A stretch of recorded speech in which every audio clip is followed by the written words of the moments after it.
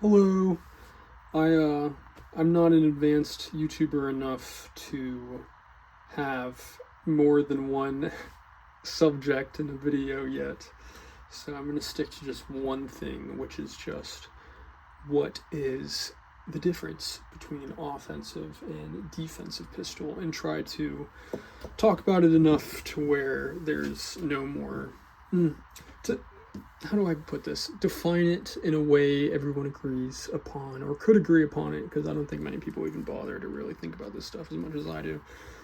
But put it out there in a way to where if someone else is as nerdy as me about it, then they can agree with me or disagree, or we can just start a discussion about it. But as I understand it, this is a way to look at handguns in a more respective and, dare I say, romantic way. So, you have an assortment of handguns before you. My argument to you is your full-sized service pistol is your handgun and is neither offensive or defensive, because it does not specialize in either or, therefore making it somewhat versatile in both, but not like a jack of all trades, but it doesn't focus one or the other more. There might be subtle variations between models, but ultimately, I don't think you can make the argument that as a whole, a full-size service pistol with nothing else is either offensive or defensive. It is just a handgun. So let's take it farther. Just for explanation purposes, this is a 4 3/4 single action army, and that is a full-sized handgun. Any longer a barrel, you're in offensive handgun territory by my standards, because you're sacrificing portability and convenience for performance gain and enhanced features, which is useful in a firefight.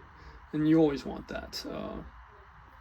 Idealistically, if you're in a gunfight with someone, you want overmatch, something that just way outclasses them, which would be like a AR-15 to use someone's handgun.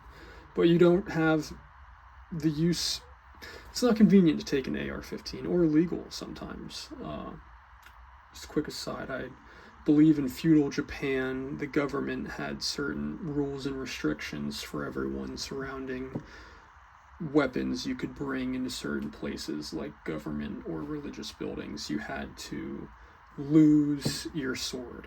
And there was another law that said only samurai were allowed to carry an additional second sword, such as their tanto along with their samurai. Or maybe it's the other way around. I don't know. Those are the two. And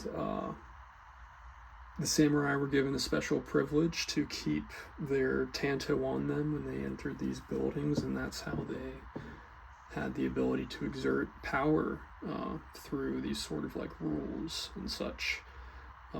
There's also just the idea that throughout time, there's been this trade-off between firepower and convenience of keeping things on you. If you're in medieval combat, you want a halberd because you probably don't train HEMA, historical European martial arts, so you're not experienced with hand-to-hand combat with melee weapons. A halberd is really effective for turning someone inexperienced into an useful fighter. You don't want a carving knife, which is really convenient to have on you. So bigger is better when you find that you have to, when the rubber meets the road. Anyway, it's just interesting. Pistols are what we keep on us as civilians for. There are tanto blades. We can't keep our katanas around us, so we keep our tanto blades. And why not have the most effective tanto blade possible? That's for a later video.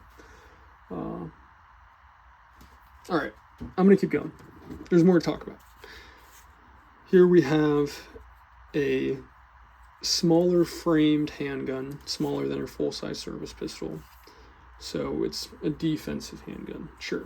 But you also have the addition of a red dot, which greatly increases the footprint of the gun. Well, in my opinion, I think this is just a handgun again. That's just how I look at it. It wouldn't specialize in offensive or defensive very well, more so than an alternative like this. It's weird. I don't know how well the system is. It's definitely up for development. Anyway, here's another example of a full-size service pistol that has been turned into an offensive handgun with the addition of a beautiful Underworld Arms Cerberus compensator. It has a thumb ledge on either side and a rail for attaching.